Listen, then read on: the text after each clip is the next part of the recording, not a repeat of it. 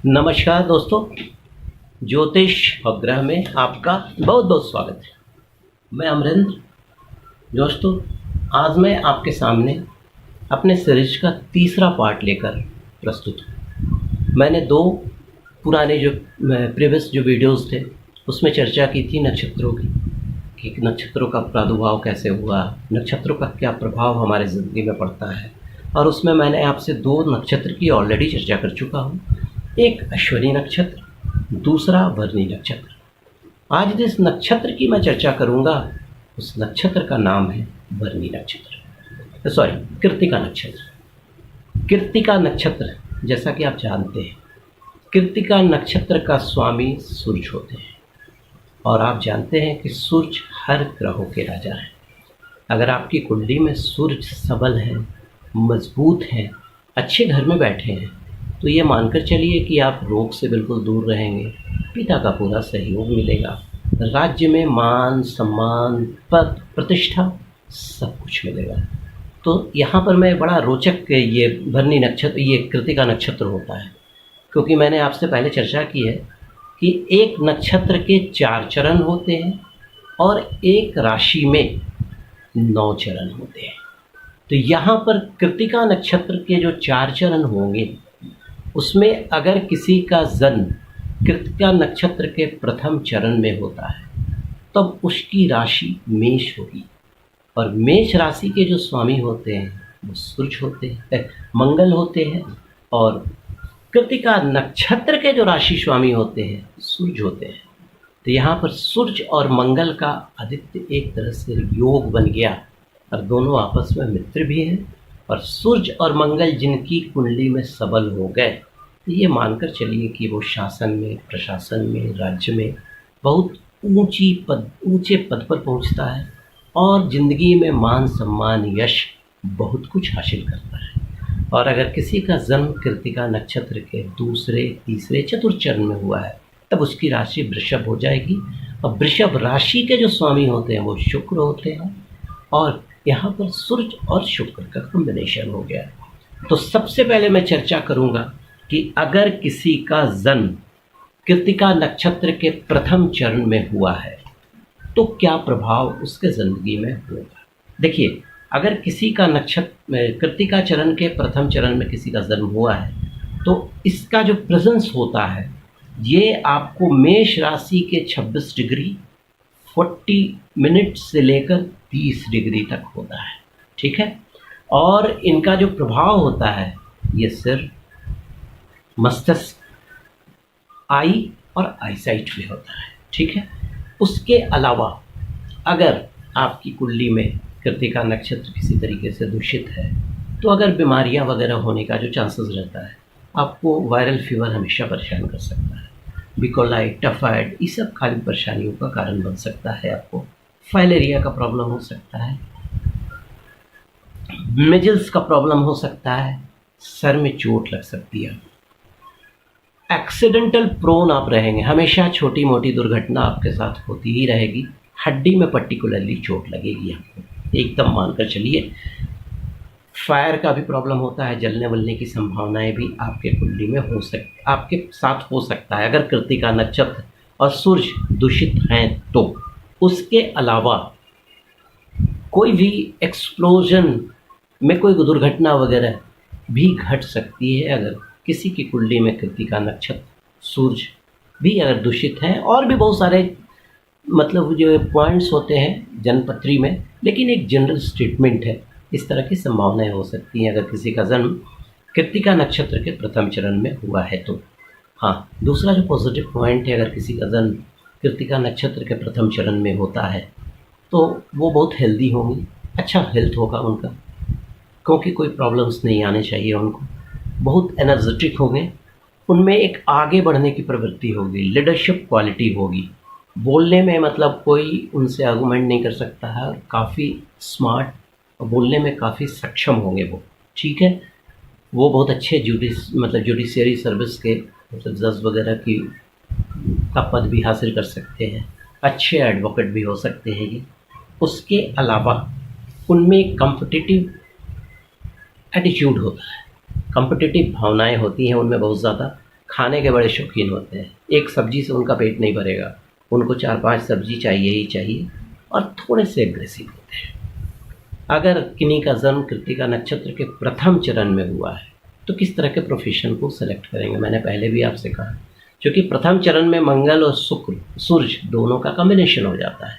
तो यहाँ पर सेना, पुलिस, इंडस्ट्री, मेडिकल का जो क्षेत्र होता है, मेडिकल में भी सर्जरी, उसके अलावा डिफेंस डिपार्टमेंट, केमिकल इंडस्ट्री, उसके अलावा ऑर्डिनेंस डिपार्टमेंट, मतलब जो आयुध कारखाना होता है, निर्माण, जो उसके अलावा प्रॉपर्टी डीलिंग, इन चीज़ों में आप इंटरेस्ट ले सकते हैं। उत्खनन, जो नीचे जो होता है, जियोलॉजिकल सर्वे ऑफ इंडिया वगैरह, उन चीज़ों से भी आप रिलेटेड हो सकते हैं। उसके अलावा एक्सप्लोसिव के प्रोडक्शन में आप जा सकते हैं। आप फायर से रिलेटेड कोई भी बिजनेस कर सकते हैं जहाँ पर फायर रिलेशन हो, फायर से जुड़ा हुआ हो। माचिस की इंडस्ट्री आप लगा सकते हैं। उसके अलावा लोहा, स्टील, पीतल का इंडस्ट्री आप अपने साथ या दुकान वगैरह कर सकते हैं। उसके अलावा जो बार्बर हमारे होते हैं, नाई, अगर उनका कृत्तिका नक्षत्र मजबूत है तो उनकी दुकान, उनका जो पार्लर होगा, जो हेयर कट सैलून होगा, वो काफ़ी अट्रैक्टिव होगा और वो काफ़ी नाम कमा सकते हैं। उसके अलावा कुम्हार, जो हमारे जो चाक वगैरह चलाते हैं, वहाँ पर भी रिकमेंडेशन कृत्तिका के प्रथम चरण का ही होता है। उसके अलावा एस्ट्रोलॉजर, तो हम लोग एस्ट्रोलॉजर हैं, और ऐसे ऑब्वियस मेरा भी कृत्तिका नक्षत्र में ही कुछ प्लैनेट्स हैं जो कृत्तिका नक्षत्र में है, तो थोड़ा बहुत एस्ट्रोलॉजी आप लोगों के साथ मिलकर कर लेता हूँ जी। ठीक है, अब आइए आगे चर्चा करता हूँ कि अगर किसी का जन्म कृत्तिका के दूसरे, तीसरे और चतुर्थ चरण में हो तब क्या होगा। देखिए, यहाँ पर कृत्तिका के दूसरे, तीसरे चरण में जन्म लेने पर राशि हो जाएगी वृषभ। अब वृषभ राशि जो होगी ये 0 डिग्री से 10 डिग्री तक होगी, और इनका जो राशि का स्वामी होगा शुक्र होगा, लेकिन नक्षत्र का स्वामी सूर्य हो जाएगा। ठीक है, अब ये राशि जो है कहाँ कहाँ पर रिप्रेजेंट करती है हमारी बॉडी में। ठीक है, देखिए, अगर वृषभ राशि है तो सबसे पहले पूरा चेहरा, गर्दन, टॉन्सिल, उसके अलावा निचला जबड़ा, सिर के पीछे का भाग, इन चीज़ों का अफेक्ट होने की संभावनाएं रहती हैं अगर आपकी कुंडली में वृष राशि या कृत्तिका नक्षत्र थोड़ा सा दूषित है तो। उसके अलावा किस तरह के बीमारियों से आपका सामना हो सकता है, पिंपल्स हो सकता है, चोट लग सकती है, आईसाइट में थोड़े प्रॉब्लम्स आ सकते हैं, गले का रोग आपको हो सकता है। उसके अलावा टॉन्सिल्स हमेशा परेशान कर सकता है। अगर आपका चंद्रमा भी गड़बड़ हो तो, जल तत्व भी अगर आपकी कुंडली में गड़बड़ है तो आपको टॉन्सिल मानकर चलिए, आपको परेशानी का सबब हो जाएगा। गर्दन में क्रैम्प वगैरह आने का बहुत ज़्यादा चांसेस रहेगा। उसके अलावा आपने बहुत बार सुना होगा कि नाक की हड्डी बढ़ गई, तो जो वृष राशि वाले लोग होते हैं जिनका कृत्तिका नक्षत्र दूषित हो या प्रॉब्लम में हो, उनको ये सब प्रॉब्लम्स आते हैं। फोड़े फुंसी इज़ द कॉमन। उसके अलावा there may be a tumour in the knee joint, tumour होने का चांसेस रहता है अगर किसी का जन्म दूसरा तीसरा चौथा कृत्तिका नक्षत्र में हुआ हो, राशि भी अगर वृष हो। उसके अलावा और भी बहुत सारी चीज़ें, मतलब ज्योतिष के मतलब कुंडली के अनुसार और भी चीज़ों को देखना पड़ता है, केवल इससे नहीं हो सकता है। ठीक है, तो ये सब प्रॉब्लम्स होते हैं। हाँ, अब इनमें इनकी जो विशेषताएँ होती हैं ये बहुत सोशल होते हैं, क्योंकि शुक्र यहाँ पर डोमिनेट करता है। अतिथि सम्मान करना ये जानते हैं, काफ़ी काइंड हार्टेड होते हैं ऐसे लोग। ठीक है, good friend, he can be a very good friend for you. दूसरा, ये ऐशो आराम से रहने के बड़े शौकीन होते हैं, क्योंकि शुक्र यहाँ पर रिप्रेजेंट कर रहा है, और शुक्र वैसे भी भौतिक सुख और लग्जरी, इन चीज़ों को रिप्रेजेंट करता है। उसके अलावा क्रिएटिव माइंड, बहुत क्रिएटिविटी होती है, हर काम में इनको सफलता मिलती है, और बहुत बुद्धिमान भी होते हैं, और अच्छे बिजनेसमैन ये साबित होते हैं। उसके अलावा काफ़ी पॉपुलर रहते हैं, संपन्नता रहती है, शत्रु कभी इन पर हावी नहीं हो सकते हैं। उसके अलावा इनकी रुचि थोड़ी बहुत, अगर राहु वगैरह का भी प्रभाव हो तो सट्टा लॉटरी में डुबाते भी हैं, गेन भी करते हैं ये। और बुध भी हो तो शेयर मार्केट में भी इनकी काफ़ी रुचि अभिरुचि होती है। इनको किस तरह का व्यापार करना चाहिए, किस तरह का बिजनेस करना चाहिए, किस तरह की नौकरी में जाना चाहिए। देखिए, इनको राज्य सरकार में अगर ये नौकरी करना चाहते हैं तो इनको काफ़ी फ़ायदा होगा, प्रमोशन वगैरह में कभी दिक्कतें नहीं आएगी। इनको फॉरेनर के साथ, क्योंकि शुक्र है यहाँ पर, फॉरेनर के साथ अगर ये कोई लाइजनिंग करते हैं, फॉरेन में एक्सपोर्ट इंपोर्ट करते हैं, तो इसमें इनको काफ़ी लाभ होगा। उसके अलावा अच्छे वस्त्रों और मतलब जो रेडीमेड कपड़े का दुकान होता है उसमें भी फ़ायदा होगा। ज्वेलरी और जेम्स का ये बिज़नेस करें, इसमें इनको काफ़ी फ़ायदा होगा।